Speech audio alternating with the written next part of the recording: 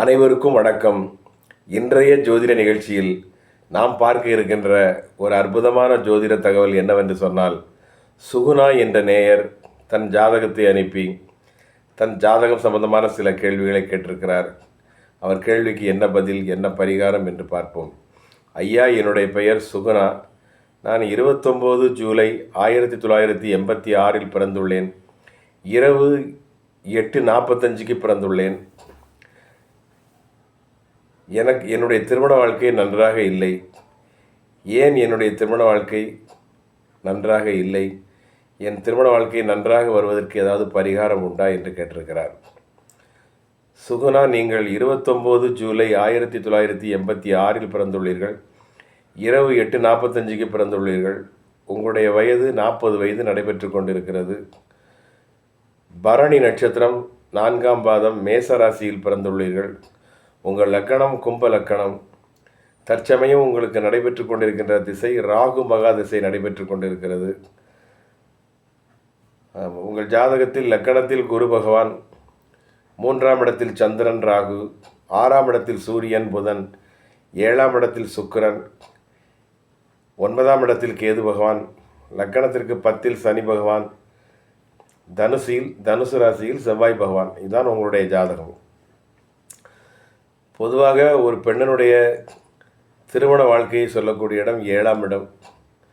இந்த 7ஆம் வீட்டுக்குடைய கிரகம் ஜாதகத்தில் சூரியன். அவர் 6ஆம் இடத்தில் 8ஆம் வீட்டு அதிபதி புதனோடு சேர்ந்திருப்பது ஒரு தோஷம்.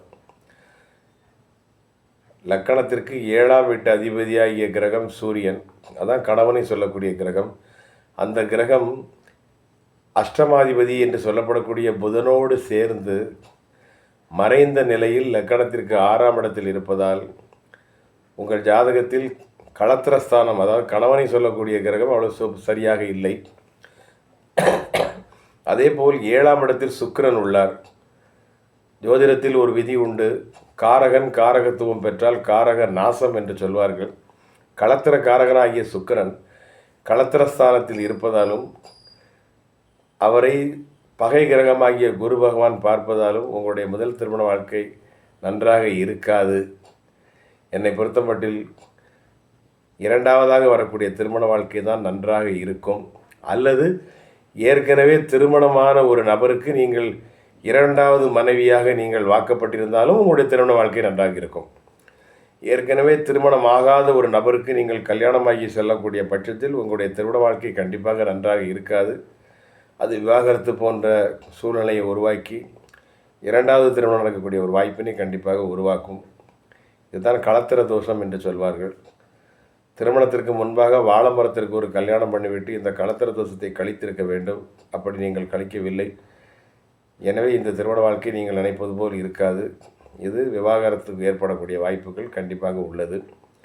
அடுத்தாலில் வரக்கூடிய திருமண தொடர்பு கண்டிப்பாக நல்ல வாழ்க்கையாக அமையும் என்பதில் எல்லளவும் சந்தேகமில்லை. ஏனென்று சொன்னால் 7ஆம் வீட்டுக்குடைய கிரகம் புதன், 8ஆம் வீட்டுக்குடைய கிரகம் சூரியனோடு சேரக்கூடாது. அப்படி சேர்ந்தால் உங்கள் கணவருக்கு ஏதாவது கெட்ட பழக்க வழக்கங்கள் அல்லது கெட்ட தொடர்புகள் ஏற்பட வேண்டும் என்பது ஐதீகம். எனவே திருமண வாழ்க்கை உங்களுக்கு கசப்பான ஒரு சூழ்நிலையை ஏற்படுத்தியிருக்கிறது. எனவே முதல் திருமணம் அவ்வளோ விசேஷமாக இருக்காது. 2ஆவதாக வரும் திருமணம் நன்றாக அமையும். 2வது திருமணத்தால் சுபிட்சமான ஒரு யோகம் கண்டிப்பாக உண்டு. எனவே உங்கள் ஜாதகத்தில் நீங்கள் திருமண வாழ்க்கையில் எப்பொழுதுமே விட்டு கொடுத்து செல்வது நல்லது. விட்டு கொடுத்து செல்லுங்கள். ஒரு முறை கும்பகோணம் அருகே உள்ள திருசக்தி முற்றம் என்ற ஊரில் உள்ள சிவன் கோவிலுக்கு சென்று விட்டு வாருங்கள். அங்குள்ள சிவனையும் தாயாரையும் தரிசனம் பண்ணிவிட்டு வாருங்கள். கண்டிப்பாக இனி அமையக்கூடிய திருமண வாழ்க்கை ஒரு மிகவும் நல்ல உன்னதமான ஆரோக்கியமான சௌரியமான வம்சவிருத்தி உள்ள வாழ்க்கையாக அமையும் என்பதில் எல்லளவும் சந்தேகமில்லை. வாழ்க வளமுடன். ஆயுஷ்மான் பவ.